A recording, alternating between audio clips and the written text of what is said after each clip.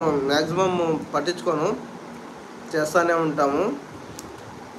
మాది అస్సాం. ఓకే, భార్య గురించి చెప్పబోయా. నా భార్య గురించి కదా, మర్చిపోయాను అది.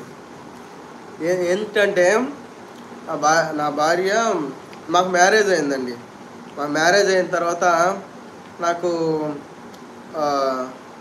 అంటే ఇల్లు లేదు. నేను మా అమ్మ నన్ను కూలికి వెళ్ళి సాగుతూ ఉండింది. మాకు రిలేటివ్సే, మా అత్త వాళ్ళు మ్యారేజ్ అయింది.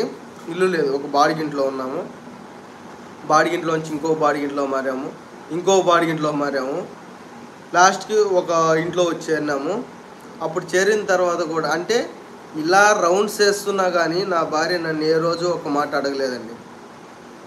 ఏమి, ఎందుకు ఇలా ఉంది నీ పరిస్థితి, నేను మా అమ్మోళ్ళ ఇంటికి వెళ్తాను, ఆ మాటే రాలేదు. నేను ఎక్కడ బతికినా బతికింది.